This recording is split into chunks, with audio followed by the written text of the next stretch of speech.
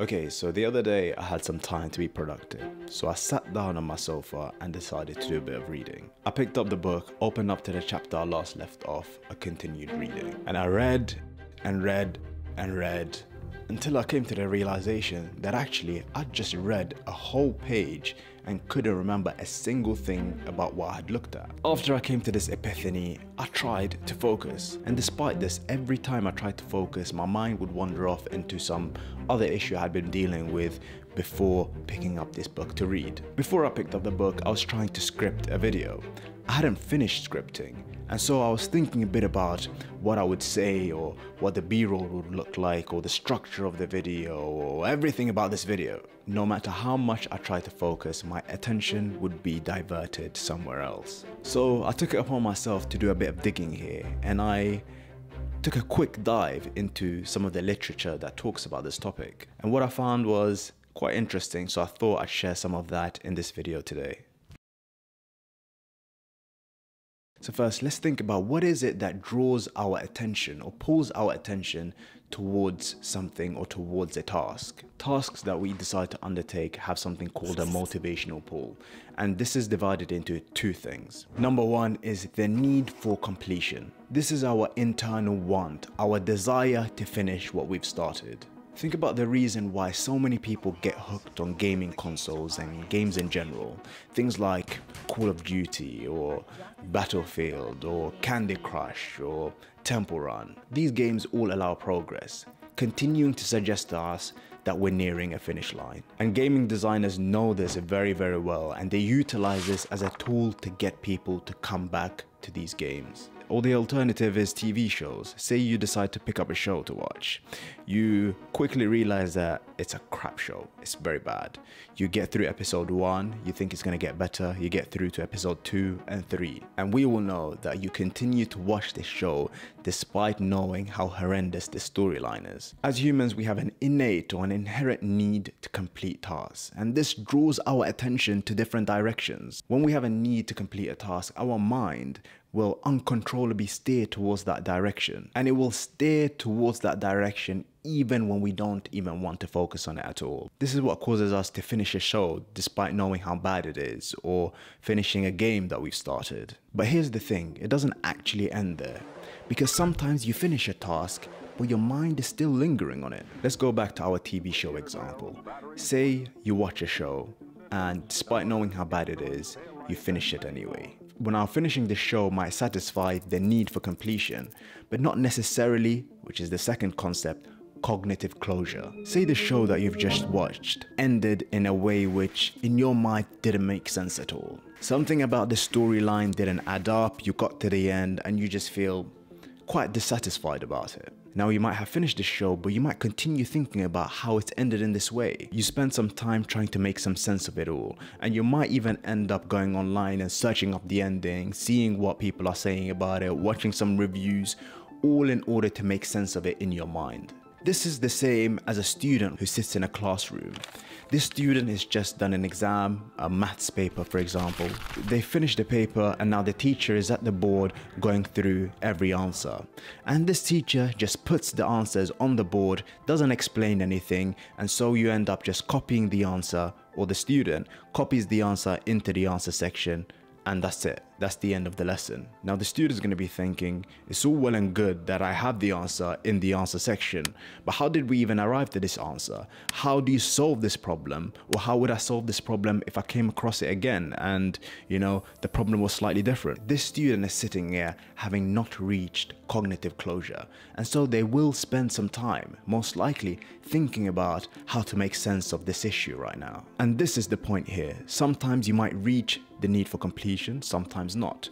And even if you reach the need for completion, you might not reach cognitive closure. So now you might be asking, how does this all relate to your reading example that you discussed earlier on? Let's dive a bit deeper into this. A study was carried out back in 2009 by a psychology professor called Sophie Leroy in the US. And this study was divided into two parts. In the first part, participants were asked to complete task A. And task A, they were told, was some sort of intelligence test. And then after task A, they were told to move on to task B, which was a different task. And this task involved reading some CVs and then deciding who to employ from the CVs that they just read. But there's one specific catch here, which is there was a time limit, specifically 5 minutes. Some participants, the test was made a bit harder so that they wouldn't be able to complete the test in the allocated 5 minutes. For the other participants, it was made a bit easier so that they would definitely complete the test within 5 minutes.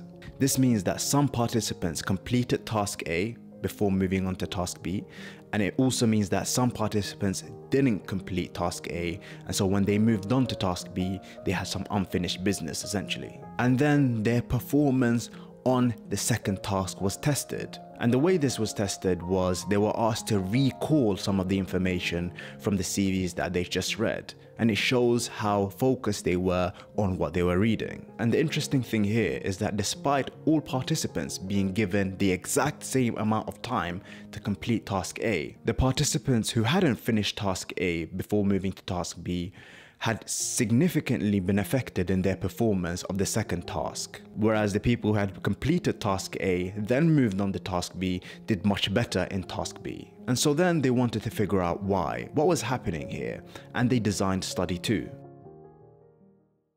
And study 2 focuses on figuring out what was going on in the minds of these participants. What were they thinking about? Where were their attention at? And so what they did is take a group of new participants and made them again do the same task A, the intelligence test. And then instead of moving on to task B, they were made to do a different task. They were shown a bunch of words on a screen and asked to react as quickly as possible if they recognized the word. Now, some of these words were related to the first task that they'd just completed.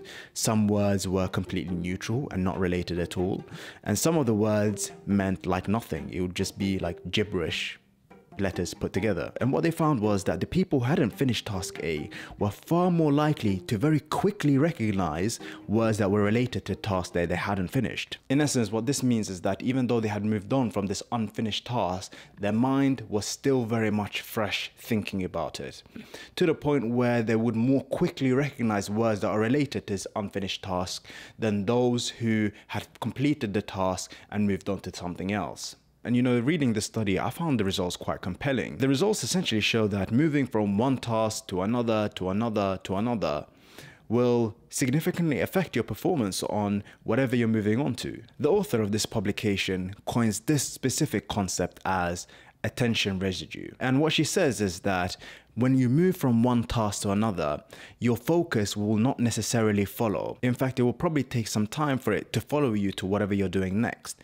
It will lag behind. It makes me think about how often we get interrupted when we do things that are important. I think about times where I've sat down to study or do some research or undertake some important work, and how many times I've picked up my mobile phone, go on some social media, scroll on Instagram, on TikTok or whatever. Imagine you're sitting and you're doing something important and you get a notification, you check the notification. You do this 4 or 5 times in an hour. How much time will you be losing in order to try and refocus again on this task that you're trying to complete? Whereas if we had just worked uninterruptedly for that amount, we would have probably got so much more done within that time. You might be sitting down writing an article and then one of your colleagues walks past and they tell you about an issue they have and discuss a solution with you. Then they go away and you try to refocus again, but all you can think about is this thing that they've told you about and how to solve this issue. It takes you 10 minutes, 15 minutes, 20 minutes in order to refocus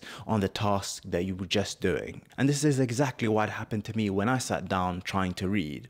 I had some unfinished work and I moved on too quickly. And this meant that there was some attention residue left from the previous task, and I just couldn't refocus on something new. I kept trying to read this book, but my mind was stuck somewhere else. Now you might be asking, what do we need to do in order to reduce our attention residue and improve our productivity? That is a topic for a different video. So if you like this video, then like the video. If you want me to talk a bit more about this topic and what we can do in order to improve our productivity, then let me know down below in the comments. And yeah, thanks for watching. Safe.